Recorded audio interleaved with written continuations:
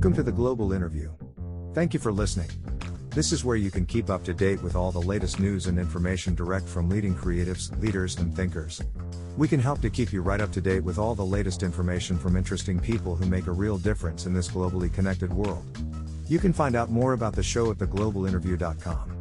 Enjoy the episode. Paul Doherty, Director of Strategy Management Consultants Ltd. During his career, Paul Doherty has set up two language service companies. The Language Technology Center, which became a $25 million business merged into Xerox Language Services, and Multilingual Technology Ltd., which he sold to Berlitz during the COM era.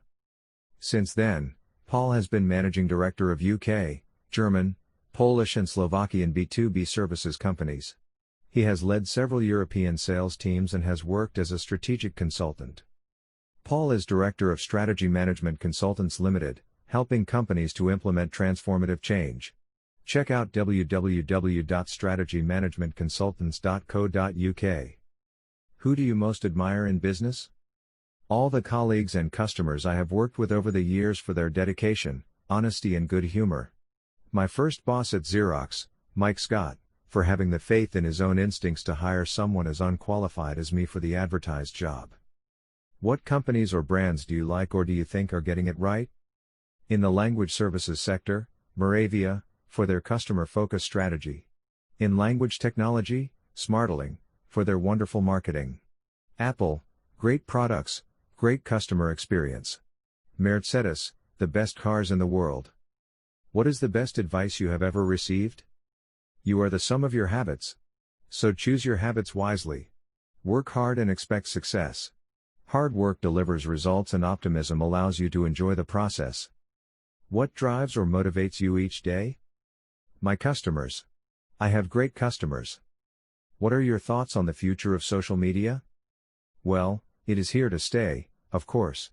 I can't imagine having to be without it, but I am old enough to remember that lovely feeling of being abroad on a business trip and being totally off the radar. Such freedom. One of my 2020 resolutions is leaving the iPhone and iPad downstairs when I go to bed. That way I can read or, heaven help us, sleep when I go to bed. It also means I avoid looking at email, Twitter and other news feed first thing in the morning. Get yourself a digital clock to wake you up and have a social media free zone before bed and when you get up. Do you have a mentor or do you mentor anyone? My current role is as a trusted advisor or mentor to my customers. I also have colleagues I can ask for advice. We all need that every now and then. How do you network? One of the few advantages of getting older is that you have a well-established and broad network. Networking and referrals is how I get contracts. I make a habit of keeping in touch with my contacts, online or at events. How did you get into this line of work and what advice would you have for someone looking to get into the same line of work? When I graduated, all I knew was that I wanted to travel, meet and work with interesting foreign people and be able to learn languages. I didn't know it at the time, but that is exactly what the localization industry has allowed me to do. In my sales roles, I have had access to the workings of hundreds of companies in different industry sectors. There is always something interesting to learn about company culture, strategy, strengths and weaknesses by visiting customers. Everybody should get out and meet customers at some time. They are the people who pay our wages and keep us in business. The most important advice I would give to anyone looking to get into the same line of work as me, or any other line for that matter, is to be nice to the people you work with and treat them with respect, especially when you disagree with them. It never fails to amaze me how many people choose not to do this. What do you wish you had known when you started out? I left Glasgow in 1980 with a degree, an Interrail card and £60 in my pocket. I had nowhere to go and no work to go to. What drove me was a need to get out and see the world, and a lack of money was not going to hinder me. After 6 years of living in Germany, France, and Sweden, I returned to the UK, and I thought that my experience abroad would be regarded negatively by prospective employers. I know now that those 6 years abroad, the way they forced me to be resilient and to get on with people from different cultures, were the groundwork for what I would do later in life. Whatever you are currently doing, it is preparing you for your future. What's the most common reason for people failing or giving up? In my experience, most people give up because they are not listened to and supported. Or, more accurately, they give up because there is not a proper system in place for them to have their ideas heard, evaluated and acted on. I am not talking about a simple suggestion scheme, although that is better than nothing. I am talking about a proper system of continual improvement, which allows people to make change happen. What are you most proud of in your life? You may wish to slap me for saying this, but I am most proud of my 3 children, that they have grown up to be such lovely, balanced, compassionate people. Any day spent with them is a day well spent. How do you define success? Too many people think success is all about results. Results are important, of course, but they are not always in your control. What is in your control is what you do on a daily basis. Make your decisions based on the available evidence, take consistent action and evaluate the results. Make changes as appropriate. That is a recipe for success. What do you think your unique skills is that has helped you become successful? I don't have any unique skills, but I do have a good package of skills which, in combination and when applied consistently, habits, within the proper framework, process, deliver results. What valuable lessons have you learned so far that you could share with our audience? A failure is an event, not a person. When things go wrong, it is so tempting to find someone to blame, either yourself or other people. However, failure is almost always a process error, not a human error. Learn from the mistake and improve the process. Is there anything new you are working on that you would like to share? I am currently working on a package of customer care to capture what your customers say and to turn that into effective action to improve your products and services. Where's your favorite place?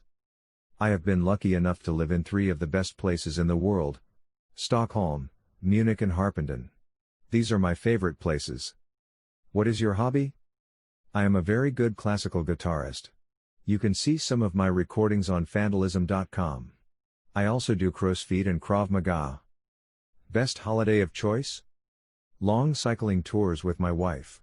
We have cycled all over Germany, Austria, and Poland.